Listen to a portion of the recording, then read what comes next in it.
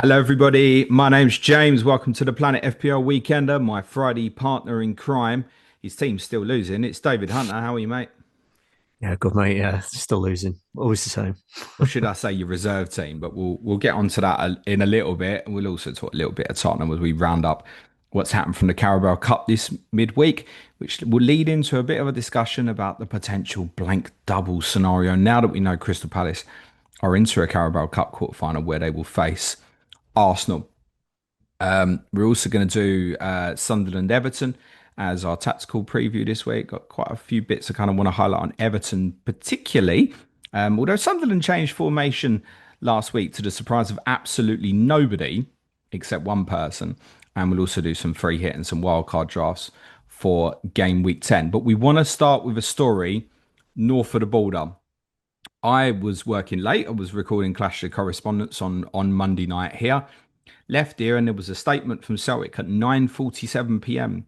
saying that Brendan Rodgers had offered his resignation, and that had been accepted. Thank you, Brendan, for all your work. That kind of usual jazz.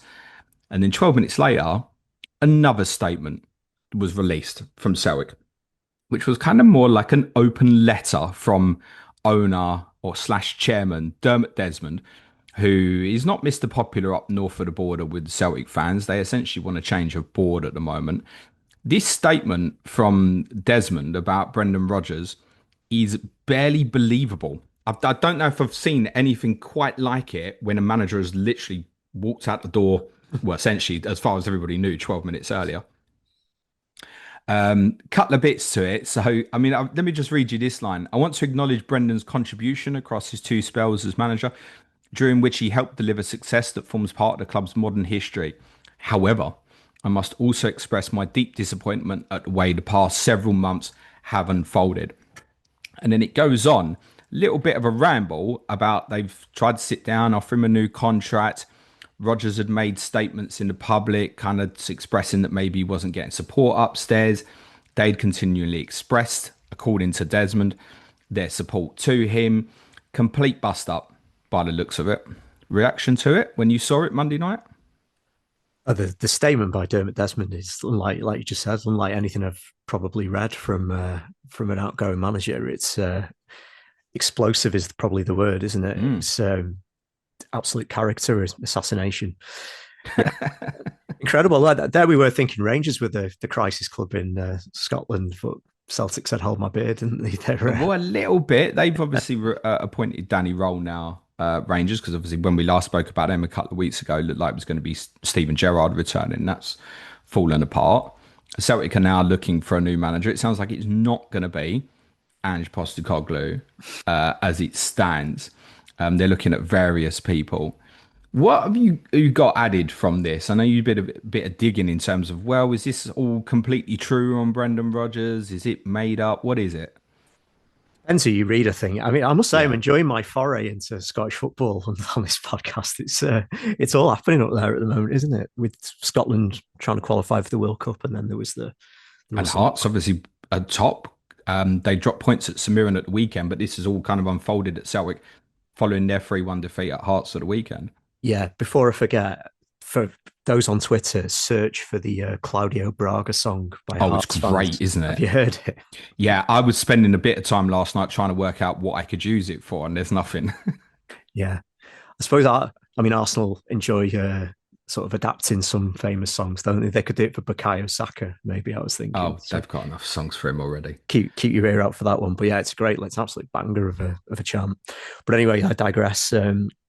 On to Rodgers. I mean, first thing, he's resigned. He's not been sacked, which in this day and age is quite rare, I think, because most managers just want a bit of a payoff, don't they?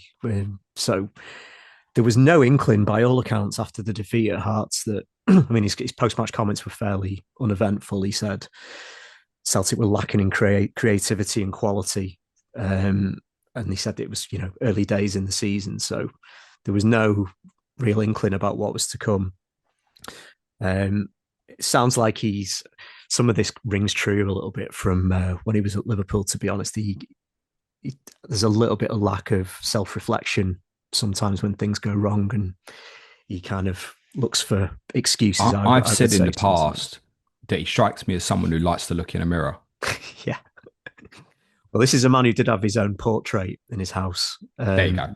But that was a gift, probably he would say. But I probably wouldn't put a portrait of myself in the house, I don't think. You might do if you live on your own. I don't know if he does or he doesn't. I suspect he doesn't. Yeah. um, so, yeah, doing some digging, and there's some good stuff on the Athletic, as there always is on this. It's useful to get more information, but sounds like alarm bells were raised when Celtic didn't qualify, obviously, for the group stages this season. They were eliminated by Kairat, who are getting regular sort of beatings in the Champions League. Really, it looks like a bad result. Really, losing to them. They lost Nicholas Kuhn in the summer, who was one of probably their best player. He went to Como in Serie A and was never really replaced. And Rodgers seemed to be implying that he wasn't really backed in the transfer market, from what I can gather. Just before the window closed, he lost Adam Eder to Swansea, which was his main striker after Kyogo left last January. Seemed to be scrambling around for replacement and had to sign Kelechi Iheanacho on a free transfer. So yeah, I read that before Martin O'Neill's first game on Wednesday, Celtic had only scored 12 goals in 9 league games, which for them is pretty bad, isn't it? Bad. Maybe went under the radar because of Rangers were the news story, weren't they, under Russell Martin? So Martin O'Neill was interim charge, I think, with former Celtic player Sean Maloney as his assistant. So he's kind of got 33% of Celtic's previous total in one game. Okay, cool. Yeah. That's pretty much, yeah. Yeah. There's a famous comment Rodgers made after a defeat at Dundee that he said, if you're given the keys to a Honda Civic, you don't drive it like a Ferrari. So what would his players have made of that when you say something like that? Andrew would have tried. That's probably what Celtic fans would tell you. Andrew would have tried. So yeah, there maybe are, looking back, a few kind of alarm bells from Rodgers. I remember when Rodgers, when he was at Liverpool, he kind of has the air about him that he sometimes thinks he knows better than anyone. Really, he likes control of clubs, and personal views that he is a very progressive coach, but not always does that reflect in sort of. He almost has a blind spot in how modern clubs are run these days in terms of, sporting directors and recruitment and stuff like that. He wants to do it all, I think, and maybe has trust issues in kind of looking in terms of recruitment. So, yeah, it kind of eventually all goes a little bit wrong for him. Rodgers is if you speak to other Liverpool fans, some will be more critical of Rodgers, but I kind of look back reasonably fondly at that season, the infamous Gerrard slip season. There was some absolutely great football that we played in that season. You had to be, because you didn't stop conceding goals. Yeah. I think you would have been the highest, the team that won the league with the most goals conceded by distance, wouldn't you? I think, in the Premier League. Yeah, that wouldn't surprise me. Yeah.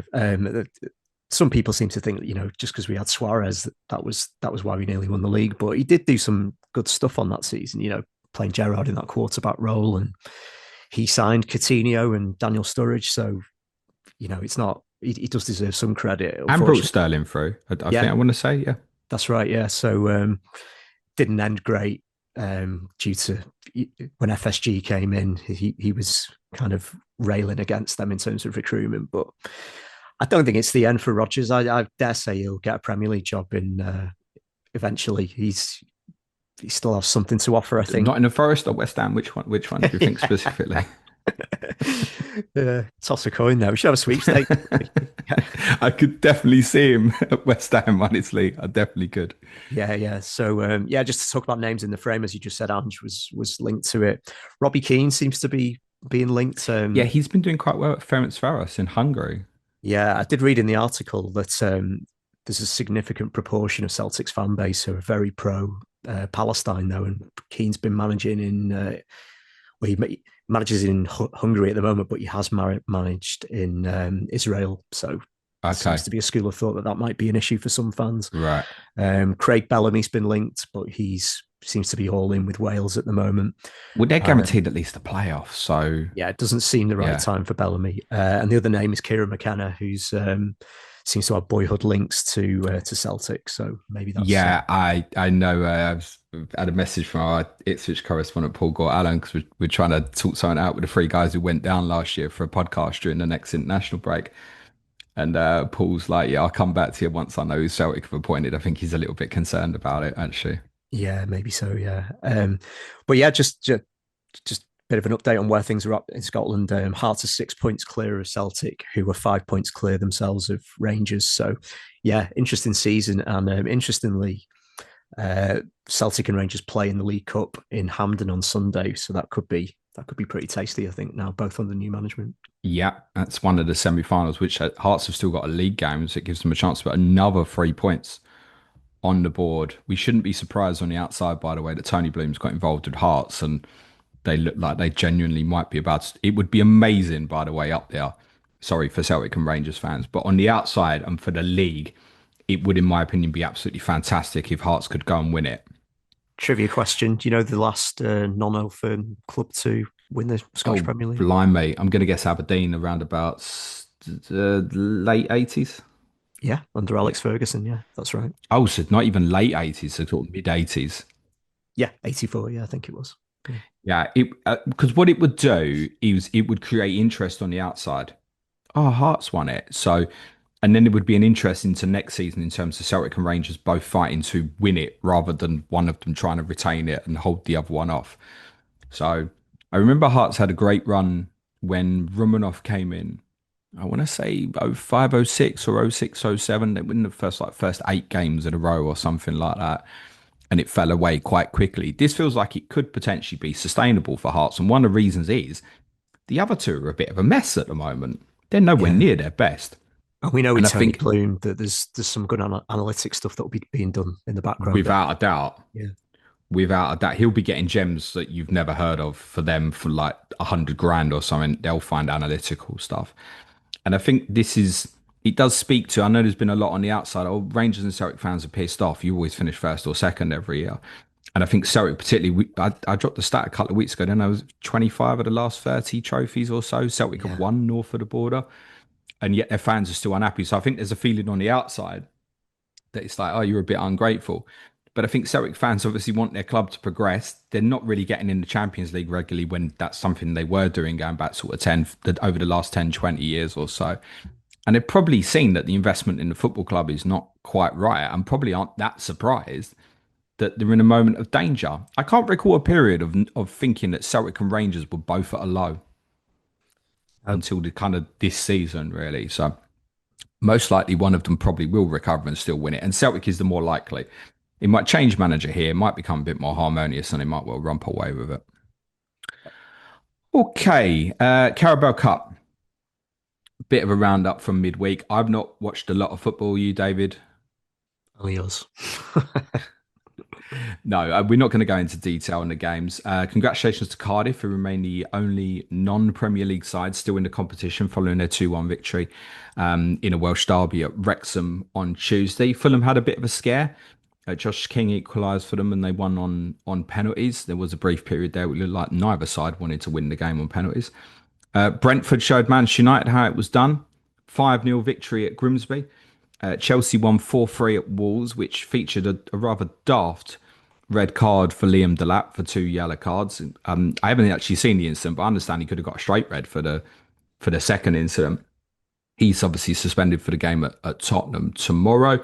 It's no surprise for Wolves in terms of going out the competition. Obviously, it was a 2-0 victory for Arsenal against Brighton, included Max Dowman starting. And it's obviously at that stage where we have to say he's only 15. It's going to be like that for a couple of years.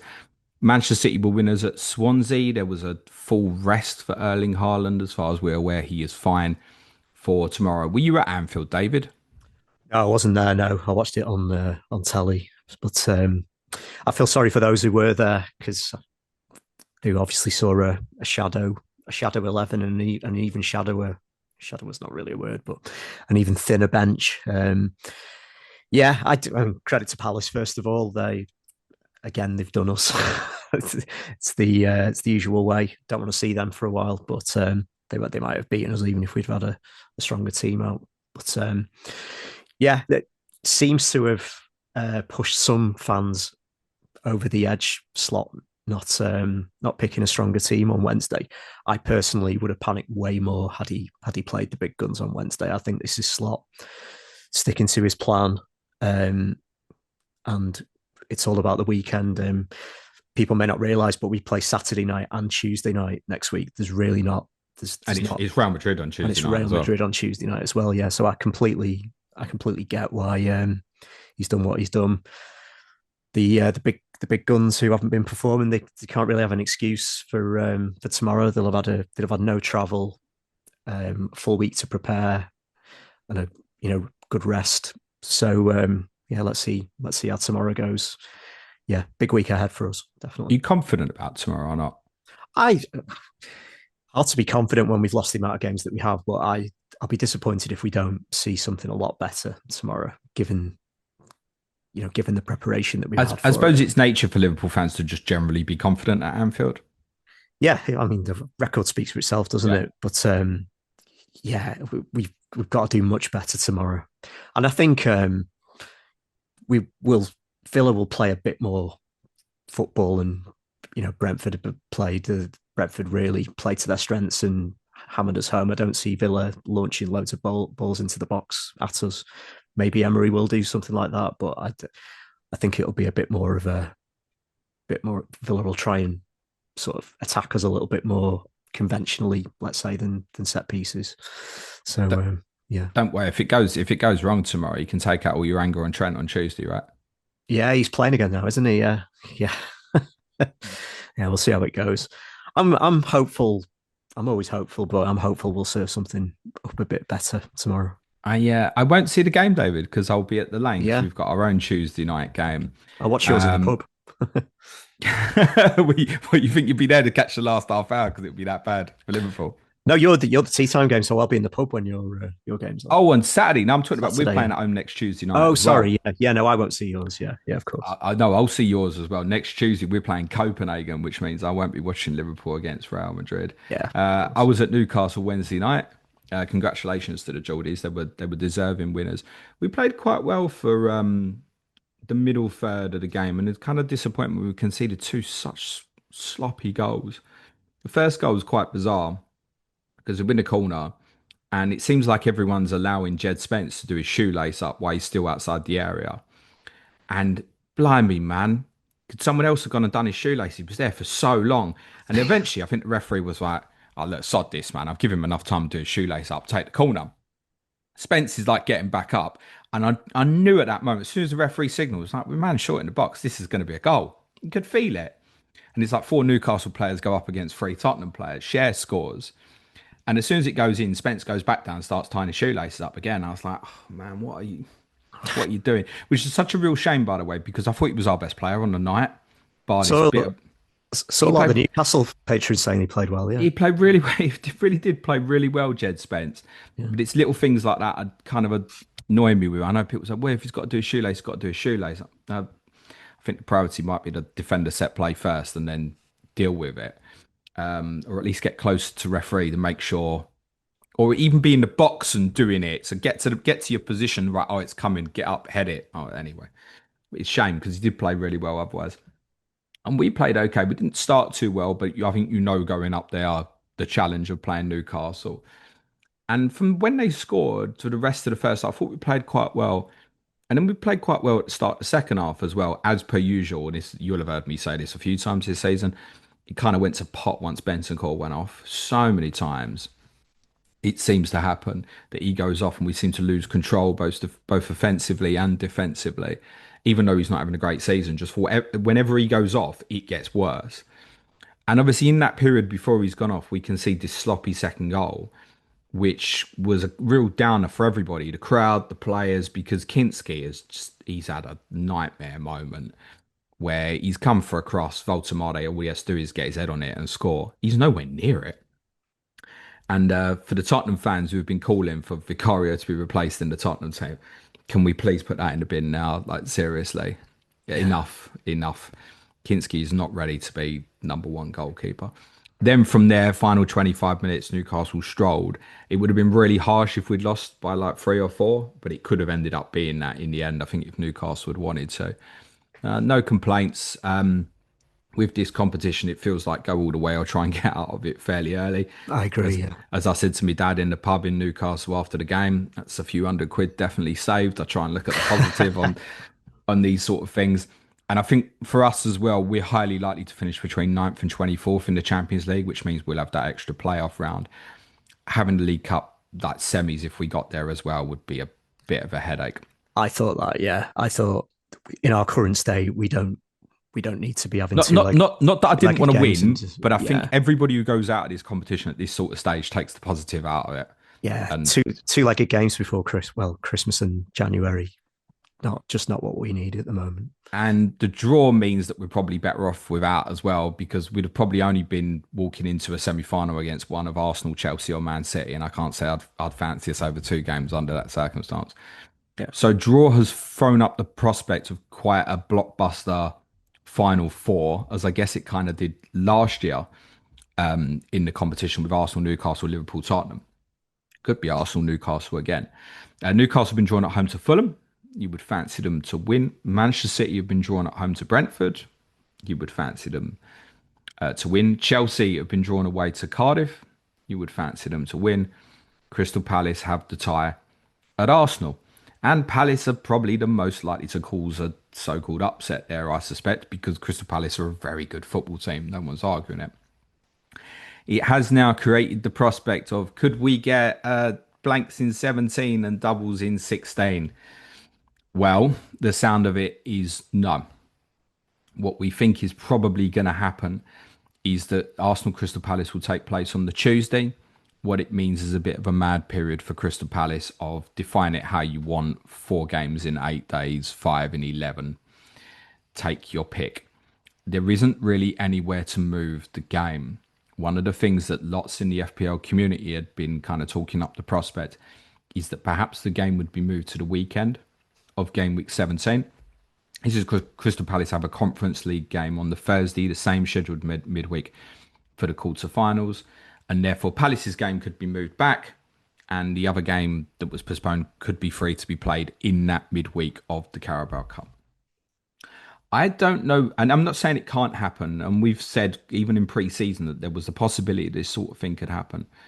But I don't know where the idea that a Carabao Cup game was going to be played instead of a Premier League game, I don't know where it ever came from. But Seems, it yeah. picked up enough traction that I think people liked the idea of it, and it has got some common sense about it. But I think even looking at it now, there's a number of reasons to think why that sort of thing wouldn't take place. So Crystal Palace and Arsenal's games in game week 17 have both been selected for television. So Sky have got a matter in that. And I think they're at the same time, 2 o'clock on the Sunday. So if you move the game, suddenly Sky haven't got a 2 p.m. game on a Sunday. They're the only two on that particular Sunday. Also, for both clubs, and it wouldn't even matter if it was these clubs, but I'm going to imagine that 3,000 Arsenal fans have already booked their accommodation, travel, etc. for Everton away on a Sunday a week before Christmas. I'm going to suggest a similar number of Crystal Palace fans have also done the same for the game at Leeds, because we might be in there going, you could have a potential problem that weekend. But most football fans will get told this game has been moved to 2 o'clock on a Sunday and book stuff, Yeah. particularly a week before Christmas. There's no mucking about because more people tend to travel around that time of year in terms of moving around the country. So, what would happen to those 6,000 fans across the two teams if you suddenly moved that game? You're also inconveniencing plenty of home fans, 90,000 in total, really, across the two teams. 90,000 people affected by moving these football matches when they've already been moved. It's not like, oh, this wasn't confirmed or it could move and change. It's already happened. Those games were moved to 2 o'clock on the Sunday. I think it's highly likely to be Tuesday 16th. That was my reaction once I saw the draw. Crystal Palace drawing a team that's in European competition is not helpful from this perspective. Because had it been a team, say they'd drawn Brentford, then it was more likely that you could move fixtures around. Arsenal Everton essentially would have to be brought forward to the midweek before. There's nowhere else to play the game because you couldn't make a decision now. I'm sure Arsenal probably will finish in the top 8 in the Champions League, but you couldn't make the decision to go, well, if they do, we'll play Everton Arsenal there. What if they didn't? Mm. And Yeah. by virtue of the fact they're still in the cup, you might need to bring another fixture forward to that midweek of the playoff games, as was the case with, say, the Villa Liverpool game from last season. So the fact they've drawn Arsenal doesn't help. There's nowhere to move the Everton Arsenal game other than forward into that midweek. It doesn't make logical sense to me. I think it will be that they'll play on the Tuesday. So Palace would play Shelbourne away on the Thursday, Man City at home on the Sunday, Arsenal away on the Tuesday, the Finnish club KPS or Cups on the Thursday, and then Leeds away on the Sunday. For those thinking the following midweek is free, I would suggest Tuesday 23rd is a possibility. And I quite like that would have no impact to FPL whatsoever. I quite like the idea of the game being played on Tuesday the 23rd, just because then it's fair for both teams, because Arsenal and Palace both play on the Sunday. So they've both got a 2 day turnaround. It's fair for both of them. Christmas Eve is just a no go. It's not going to be played on the evening of Christmas Eve. Do you remember the rows a couple of years ago at Wolves Chelsea Wolves taking Chelsea, place yeah. at like, was it 12 o'clock on the Sunday? Shouldn't be doing that. Yeah, No, but then ironically with that one of the things we said at the time was, well, there was actually trains to get back from I guess Wolverhampton so. Yeah, plenty of time after the game for, say, the Chelsea fans. And I know it's a game between two London sides, and I'm sure Tube will be running and stuff. Most people don't want to be pissing about with travel late on Christmas Eve. definitely And not. No. also, you've got to think about like all the people that have got to work the game, stewards, policing, Police, yeah. officials, etc., etc. So I like the idea of Tuesday 23rd, which I haven't seen mentioned much because I just think it'd be fair for both teams. But ultimately, I really think it'll be Tuesday the 16th, and I don't anticipate any change When do to you FPL um, schedule. when do you think the decision will be made on this? Well, here's the good news. If we did end up in the scenario where, right, Palace at Leeds and Everton and Arsenal were postponed in game week 17, I think the worst case scenario is we'd know before game week 12 Right. during the international break. It can't be later than that. Yeah. And obviously, there's 5 free transfers for everyone in 16. So I don't think it needs to make a difference. I was getting questions on Wednesday night about, oh, should I not buy Mateta or Munoz because Palace might have a blank in 17? I'm like, even if there was, like, don't not buy players who've got great fixtures across the next 6, 7 weeks if you want to do so.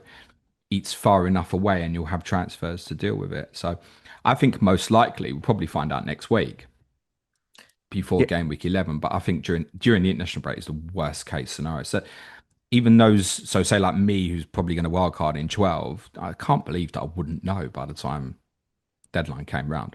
Well, I think I'm going to free hit in 12, wildcard in 13. But so I was thinking, should I hold back the free hit for maybe doubles and blanks in?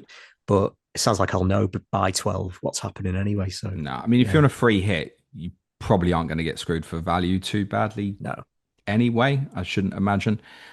So if you want to wait, I would say wait under that particular circumstance. But yeah, if anybody's thinking, I'm not sure about buying Palace or Arsenal players because they could have a blank in 17. I mean, under the Arsenal circumstance, we're pretty much saying they would have to double in 16 Mm. if the game was postponed. So there would be no reason not to invest in Arsenal players at all. But I really think, guys, it's not going to happen. I've been clear on this in the Chip Talk pod we did a number of weeks ago and even in pre-season that I thought under this circumstance, Palace would just be forced to play 3 times in a week, basically. Well, it's 4 times in a week. And for those saying, oh, would it happen to a big club? David will remember his club having to play a quarter final on a Wednesday at Aston Villa and then playing a Club World Cup semi final on the other side of the world the I next know. day. Yeah, that's right. So, like, it would. The precedent was there to suggest to us there won't be much movement in the fixtures. Now, that season was a bit weird because it was like first after COVID, wasn't it? So I think season was quite tight. So we have to be careful about referencing there and then. But the fixture calendar is so crammed that there just isn't really anywhere to move fixtures. Palace Leeds can be moved into match day 7 or 8 of the Champions League games because the Conference League's only 6 fixtures, but it doesn't help the Arsenal situation. We've got 1 free midweek if they didn't finish in the top 8. If Arsenal get to the Carabao Cup final and don't finish in the top 8 of the Champions League, you're going to have a headache later in the season. And this goes for Newcastle, Manchester City, and Chelsea as well. So That I'm afraid. defeat. Go on, Dave. I was going to say that defeat to Larnaca Palace had in the Conference League is unfortunate from Glaston's point of view Mm. now, isn't it? Because with that backlog of games that are going to be coming, likely to be coming, um, he's still going to have to go reasonably strong, I guess, in the Conference League, isn't he? After that defeat, because they're not as comfortable as they probably should be. Well, the word is at the moment that when they've got these tight turnarounds, they're not really doing much training, Yeah, that makes just sense. playing the Yeah, games. yeah, And it will certainly be that case over that period. They will have to rotate that week. yeah. But I think you will get stuff like the usual suspects like Mitchell might be replaced by Sosa, So, so Richards gets a rest, Benitez in goal for like Arsenal away, and yeah, then those guys will come back in for the Conference League game, and maybe that's like break for Mateta, Sarr. He's going to have to mix and match it a little bit. You can't be expecting the players to play Sunday, Tuesday, Thursday. yeah, agreed. It's a shame that Man City's the game on the Sunday as well. It's not one you could look at and go, well, with respect, it's Wolves at home. We'll rotate this league game. He's not going to want to do that, is he? No, he doesn't. And even last season, in the early rounds of the Carabao Cup, he wanted to pick a strong team. I've expressed concern that I think at some point this will probably bite Palace. But at the moment, Going it's well. working fine for them. Yeah. Yes, if the games were arranged for the weekend of game week 17, it's highly likely that Arsenal and Everton would double in 16 and Crystal Palace and Leeds would blank 17 and then have a double probably at some point in January. I really don't think it's going to happen, guys. But we should know soon enough if it does. One person who obviously had a victory in the week as well was Enzo Maresca, whose Chelsea won at Wolves. Now, Maresca kind of flagged something to me and David that was a bit alarming, and I think a number of our patrons that we found quite alarming as well. It was essentially comments about the game against Sunderland, where I'll paraphrase, he's essentially said, we didn't think that they'd play a back five. We planned for a back four, and I told the players in the warm up to put all the preparation in the bin. It's one thing to think it. Two, I certainly wouldn't admit it out loud. I thought that, yeah. What's also alarming is anybody who listened to this podcast over the last couple of weeks knew there was a strong possibility that sometime soon Sunderland were going to go to a back five. He said that he watched every Sunderland game this season to know that they always play a back four. Well, he must have turned the game off at Manchester United. He must have turned it off after half hour. Maybe he's just on his phone. His group chat was more interesting. I'm guilty of that sometimes. But then I'm not Yeah. a manager, in fairness. You said to me before we started, this isn't the first time he said something like this. No, no. I was messaging Gary Mantle, our Chelsea correspondent, yesterday, just believe it or not, about Alan Partridge for a bit. But then we got onto football. Yeah, I mentioned that we might be speaking about this today. So shout out to Gary. He loves a shout out, doesn't he, Gary? He does, yeah, he does. Yeah. Hi, Gary. Hi, Gary. Yeah, so I said we might be speaking about this from Maresca. And he sent me another link, actually, to Chelsea's win over Leicester last season. He said something similar, where he was surprised that Leicester playing a back five seemingly out of the blue. So he sent me a link to the post-match press conference. I'll just read very briefly what Maresca said about. He was asked if he was happy with the result. So he said, yeah, very happy, very happy. The main reason is because when we prepare the game, we watch as many games as possible. We watched the Leicester games under Ruud Van Nistelrooy, that is, almost all of the games since he arrived. And you can imagine how many games. They play always a line of four, but they arrived here with a line of five and they completely changed their plan. All the training sessions you have done, they go rubbish. You need a new plan. He said, so you need to adapt. This is why I was so happy, because the way the players adapted, that is something you probably struggle to see and understand from the outside. So basically, his own players that game were kind of left to sort of figure it out for themselves. So it's the second time he's been openly admitting that a team has done something to him completely on the fly and they've not been prepared for it. So yeah, like you said, it's a bit weird to kind of admit it and say it out loud that he's been surprised by something like this, isn't it? Is there a chance he's making it up? Maybe. I don't really understand the logic of doing that. I just can't believe that with the way that the league works now, and so many teams like have got moving parts. We speak so often about trying to find the 12th man. How do you make like a 12th man, i.e., different system in possession to out of possession? How do you find the extras? And nearly every team has the capability to switch stuff. I'm going to use an example, bloody Everton in a second, in terms of them manipulating into a formation that was unexpected. I can't believe that a manager in the Premier League these days prepares a team thinking that the opponent will only play one way. Could be a bluff, maybe. I mean, this is That's someone what I who's think. Like, this is someone who's won the he's Club clearly World Cup. an intelligent man and a good manager. He's won the Club I World find Cup. it difficult to believe. Yeah. Yeah, maybe where Maybe he's fooling all of us. Yeah, potentially. But then it's a weird thing to almost, if it's a bluff, like as in, oh, I encourage Tottenham to play a back three this week because, and oh, I won't see it coming.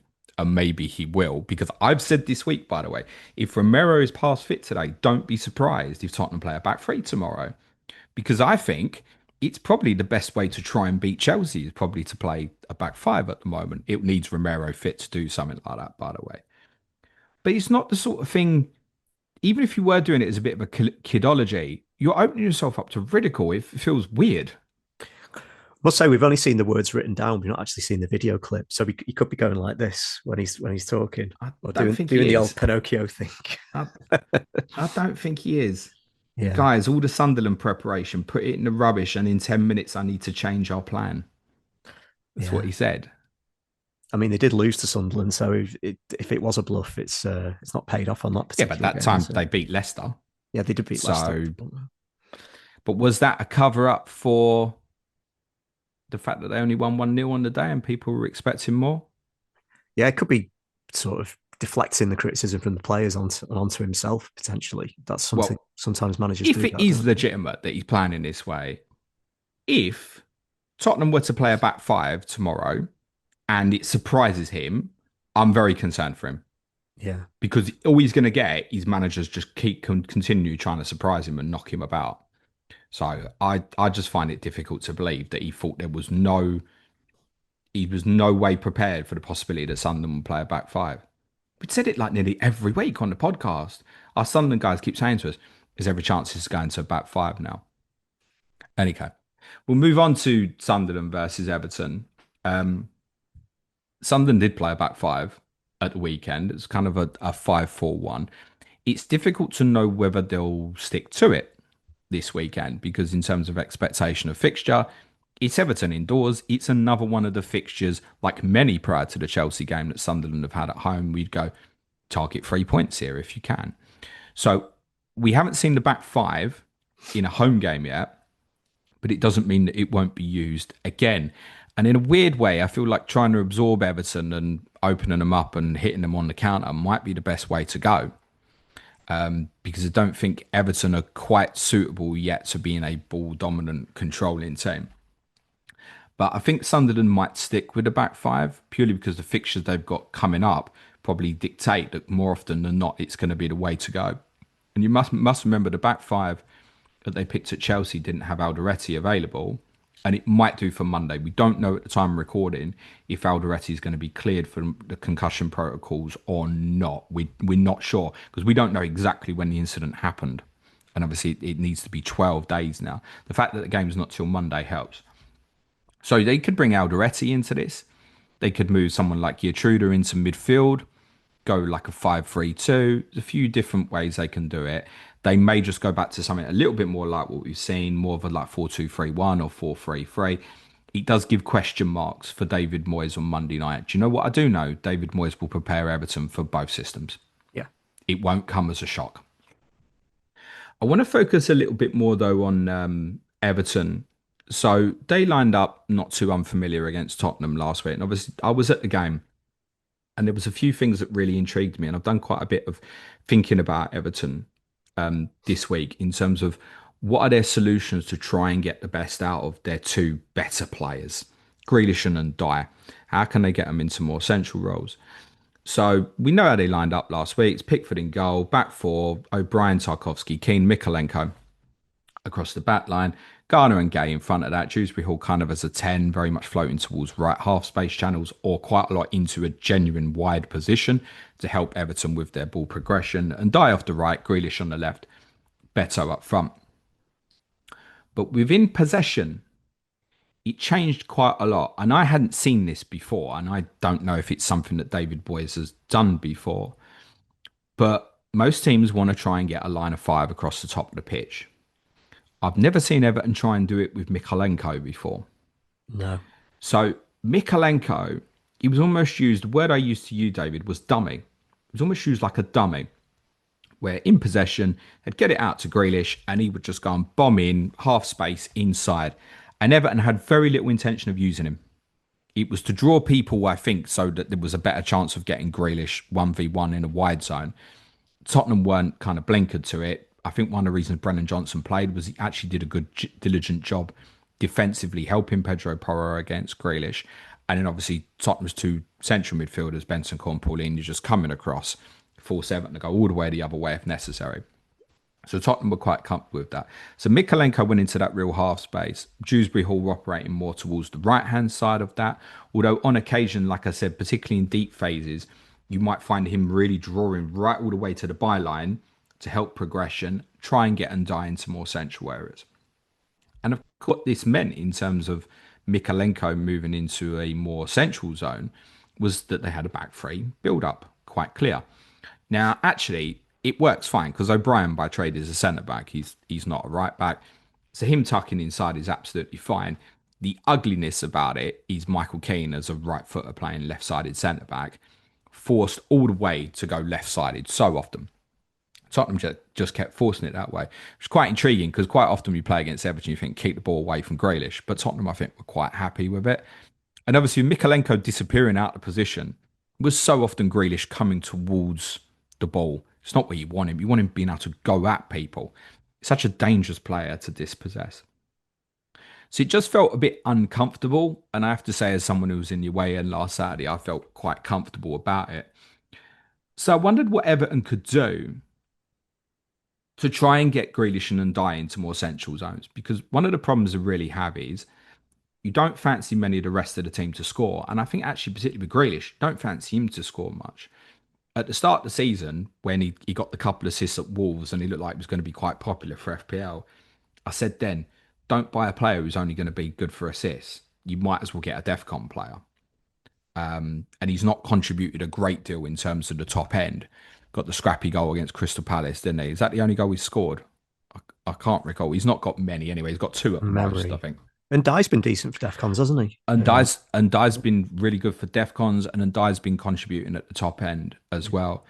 But what I wanted to think about was how can Everton get Grealish and Dye into more central zones where they can be more threatening because you don't fancy Beto to score much. I've got Dewsbury Hall in FPL, don't fancy him to get anything. Same. You don't see a lot of goals in the team, and yet they've got two players that are a real threat for any team. How can you get them off the wide zones and get them into central areas?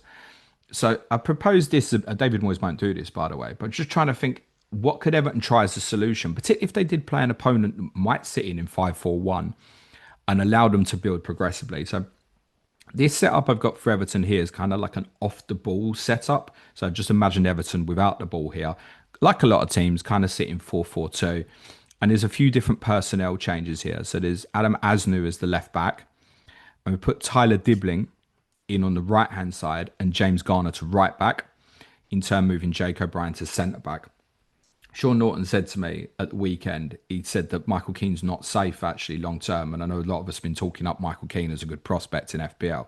And I think part of Sean's thinking might be this, that on occasion, this is what they could do. Put Garner into right back, then it's a straight choice between O'Brien and Keane. And it could be that it becomes O'Brien. Doesn't mean that it will be, but it could be.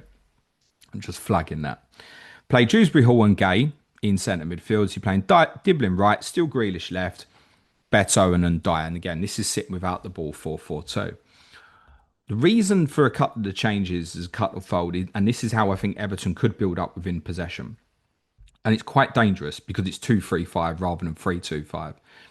But what you've got here in terms of the central midfield players is Garner tucking in from right back and Dewsbury Hall moving to the left. So you could almost, within possession, Dewsbury Hall almost operate like your left back and Garner as your right back to help them with their build and their distribution. They're two good footballers. They're good passers. They can play through lines. And if that didn't work, you could go with a 3-2-5, just tuck Garner in as right-sided centre-back. Again, it'll actually improve your distribution when playing out. The reason for Asnu rather than Mikalenko is Asnu, from the little bits I saw of him at Bayern Munich playing against Tottenham in friendlies a couple of years ago, is someone who wants to get to the top end of the pitch. You're thinking more Kirkes kind of type of player. Get him up the left-hand side and you can get Grealish into more central zones. Similarly, if you've got Dibbling can hold the touchline on the other side, you've got Ndiaye. Now, that sort of setup with Grealish and Ndiaye in central zones just looks way more threatening to me. It looks threatening, yeah, but it also looks quite open, doesn't it? Of And course it does. I think the evidence so far from Moyes suggests that he's Asnu and Dibbling are nowhere near starting Premier League. Like you just No, said, he, agreed. he won't do this. But it looks exciting in some ways. Game like Sunderland away could possibly play into their hands, though, I think, a little bit doing something like that. But yeah, that is getting kind of most of Everton's attacking talent on the pitch at once, isn't it? That lineup Well, until being at the game last week, I'd have never thought of this sort of thing because I wouldn't have seen Mikalenko going into those sort of positions that he went in. So it made me think, surely you're going to be better off getting Grealish and Dye into the more central areas. They can still go and drift wide. I mean, and Dye and Dibbling, you could literally rotate between right and central, for example. And if you want to keep Asnu back and move Mikalenko out and you want to keep Grealish wider, you can rotate it where Dewsbury Hall moves into that position, for example. I just felt that I saw something which suggested to me that Everton wanted to be more fluid with what they were doing. But as an opponent who was there last week, I'm looking at going, we have Grealish and Dye sit wide all game. I'll fancy us against the rest. When they got into central zones, it's panic because they're bloody good footballers. yeah, oh, they are definitely. Yeah, I think Everton's approach to this will be interesting because will be in November by the time the game takes place. Prior to the season start, you'd look at Sunderland away as a, let's attack it, let's try and get 3 points. But Sunderland have been so good, haven't they? With Everton going to have to be probably a little bit more respectful in this fixture than they might ideally have hoped, I guess. They But if probably would have, Sunderland stick with the back five, the game will play out with Everton having a lot of the ball. yeah, yeah. So that makes sense to get their ball players on the pitch, doesn't it? Rather than some of the more negative players. Yeah, The big problem is, and one of the reasons this doesn't work is you're quite right. This sort of setup looks too open, and I'm not sitting there going, Asnu should definitely play over Mikalenko. My thought process behind it was, how do you get Grealish and Dye into the half space 10 positions where they yeah, could be most dangerous and threatening to score for you? And the reason this sort of setup is Everton don't have the personnel to do this is part of the problem. So I think the fullbacks are a major issue. yeah. Major Agree. issue. They're too defensive. I don't really want to kind of club O'Brien in that because he's a centre back by trade. But if it was Coleman or Patterson instead, like it's not good enough. Coleman's been incredible, but it's towards the end now. Mikalenko is a steady, no frills left back. But in terms of what they offer as a threat going forward, it's not strong enough. No, So it means to hold the width and be threatening out there. You Grealish, we know plays it very well and has done for a long time on the left and draws people to him. But when he's drawing people to him, you haven't really got the threat inside that feels like it's going to hurt. no, If you can get Grealish and Dye close to each other and they can link and play, you don't see games and see them be able to link too much. And they're the two best players. You can get them close to each other. Everton will score a lot more goals. And I realise David Moyes has made Everton far more attractive than what they were when Sean Dyche was there. yeah. He But does like work to be done. he likes Garner and Gay in the middle, doesn't he? But James Garner has done a job at I fullback like before. both of those players. I think James Garner could do an inverted fullback role. We've seen him play left back quite a bit this season. He's played right back. He played right back for England's under 21s as well. That's a role that he can fulfill. Gay's a really good ball winner. Yeah, He's still getting about the pitch still absolutely fine still despite his good. age. Yeah, Dewsbury Hall is tidy. yeah, What Dewsbury Hall, what you want with him is you want him to touch the ball a lot because he's pass it, give it, take it back. I think he can control and dictate for you. But I don't see what he was doing on Sunday, where he was drifting to the right hand side so much. And again, I think it's partly enabled to try and get and die into more central areas. But all I felt like it was doing when Dewsbury Hall moved to the right hand side, almost between O'Brien and Ndye, was it just meant that they had three players on the right hand side rather than Ndye getting into central zones. When Dewsbury Hall goes out there onto the right and he's a left footer, it's not like he's going to start doing lollipops and go on the outside. You know what's happening. He's coming back inside. So it all becomes quite predictable. yeah. And I think they'll probably lose at Sunderland on Monday night. I haven't actually seen 90 minutes of Sunderland yet because I think the only time they were on telly was maybe Forest under Ange. I didn't see that game, and so yeah, I've only kind of seen bits and pieces from them on clips and on Match of the Day. So I'll watch them properly on Monday night and see how they get on. We will, yeah. I presume we'll probably touch on the game, I should imagine, on this podcast next Friday. Yeah. Okay, that's the tactical preview for game week 10 done. Got a free hit draft for us, David. Have yeah. So let's fire it up. That was slick, wasn't Yeah, it? pretty beautiful, mate. I mean, you did know what was coming next, I Yeah. think, unless I missed something else. I missed something out. I don't think so. Couldn't see the join there, could you? So free hit, yeah. I'll read it out for the benefit of the audio. So Nick Pope in goal, uh, double Arsenal defence, Timber and Gabriel, Daniel Munoz for a back three, Kaya Saka, Anthony Gordon, Yankuba Minter, Ismail Assar in midfield, and then three up front, Jean-Philippe Mateta, Captain Erling Haaland, and Nick Voltemade. So yeah, it's three Newcastle, three Arsenal, three Palace, Minter and Haaland, basically. Keep it fairly simple. Cheaped out the bench. Josh King's first sub, so by all accounts, he's going to start at the weekend against Wolves, doesn't it? So he's ready to go in if I might be starting myself, but it depends what transfers I'm doing. I've not made any formal decision. As I said on the differential show that went out for our patrons this morning, I'm almost like, give me a flag. Like, in a yeah. weird way, just like help make my decision because I'm not. There's so many different ways to go. I can do things, and it's all kind of Palace Arsenal targeted. It's probably easier if I just tell you what's different in my team to yours, David, because there's nine the same. Is there? That's not like Yeah. us. Yeah. The only change is I've got Dan Burn instead of Munoz, and I've got Gakpo instead of Gordon. Those are the only changes from the free hit drafts that we've put together. And as per usual, me and David don't discuss this. We just send each other an image before we start. So we land on 9 of 11 the same. I can't say that I didn't want Munoz in there. I think the factor for me was what I try and do with this, I try and consider if I'm specifically on free hit myself, like would I want to take Gakpo out this week? If I was, I'd be thinking, no, I wouldn't, Yeah, because he's in your team. Yeah, yeah, not a game at Liverpool. So yeah, ironically, had I done that, yeah, I could have ended up with the exact same as you because I didn't quite thin out the bench quite as much as you. Like I got Van Heck as first sub. Would have been easy to maybe downgrade Nick Pope a little bit. But yeah, interesting. Very similar. And so is the wildcard drafts as well. And they're also quite similar to what the free hit team that is suggested as well. So go on, pal. yeah. Same front three, isn't it, for free hit and wild card for both of us? So Voltemade, Mateta, Haaland. Keepers don't look great on wild card this week. These are the two keepers I have actually, Dubravka and Petrovic, and I'm expecting very few points from either of them, to be honest. Um, so yeah, I just to read it out, I've got Dubravka and Petrovic as the keepers, Timber and Gabriel, double Arsenal defence, Munoz.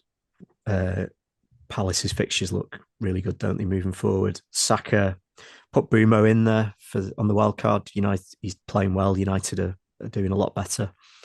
Uh, Sarah Minter yet again, and the usual front three.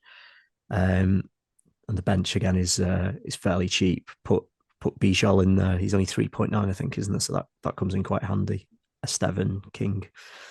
Um, yeah, reasonable. I'm not far away like you from wildcarding now, so I'm starting to look a little bit closer at this now about what I'm going to do. But yeah, that's how I've landed. Yours is relatively So similar, isn't it? I have no idea if this would be like a template wildcard for those who are on wildcard now. And please, if you are, don't feel like you've got to go with this. But from my selection, again, me and David have had no discussion about this whatsoever. We have 14 players the same. You took some menu out then, obviously. Oh no, I'm maybe I'm looking at my free hit draft. No, there's no way I'd take Semenyo out. So we don't have 14 players the same. Ignore me, David. I'm looking at the wrong draft. No, there's no way I'd take Semenyo out. Or maybe I did I on think the you did for draft. Bumo, yeah. Bumo's in for Yeah, Semenyo, yeah. I did. That's interesting. So psychologically, I took him out. I wouldn't have, I don't think. But in any case, the draft I put together, it must have been thinking bring him back. But in all seriousness, with the value I've got on him, I wouldn't take him out. But actually, looking at an ideal draft at the moment, we've got 14 the same. The only changes I've gone to Anzabi to Estev. Yeah. And That's it. to be honest, I forgot about Swansea, so I might have done that myself. So we might have had exactly the same one independently of each other. I think more likely for me though, thinking about it more. and this was, I'm not going to lie, this was put together at 1 o'clock in the middle of the night. I would probably have just still had Semenyo there instead of Bumo, I think, at the moment.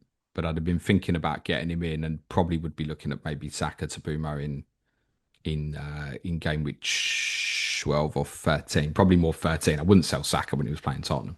So probably more game week 13, which does feel like it's a week later than what I'd want. And Mm-hmm. again, this is part of the reason, as I've been discussing this week, why I'm looking more and more at game week 12 rather than 13 now, because I'm very interested in getting United players for wildcard. So yeah, intriguing. I think the best Arsenal at the moment would be Timber, Gabriel, Saka. That's probably an agreement at least. Munoz, Sarr, Mateta from Palace. Feel Haaland a given. I feel like you want something of Newcastle at the moment. Voltemade, therefore, is the standout. Minter feels like a nice little punt at the moment. Like timing wise is okay.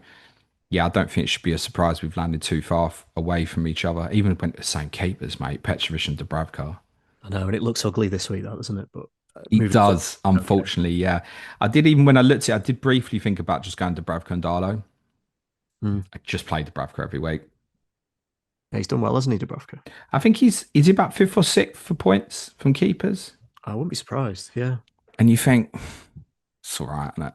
yeah, Now, within that, there's clean sheets at home to Sunderland and Leeds. I get that. And that's not going to come back around again this season. But he's doing okay. he is. Yeah, Quite often, remember a couple of years ago, Ward and Everson yeah, saved the money.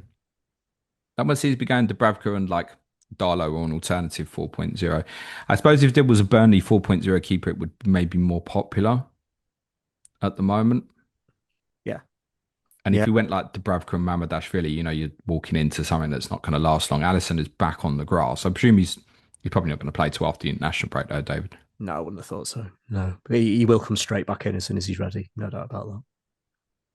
All right, cool. That's it for the weekender, guys. Thank you as always, David. Smash your like, hit the sub button if you've got any comments, feedback, whether it's on Celtic, Everton, the blanks, doubles, wildcard, free hit drafts. Drop it in the comments. For the audio listeners, a 5-star review goes a really long way. For our patrons, team news stream later this afternoon for you, and your differential show is already available for you. The deadline stream tomorrow on YouTube is at 12:30 p.m. UK time. Remember, it is a later deadline tomorrow. Make sure, as always, guys, play it your way. Have a great weekend. Cue music, please, man child.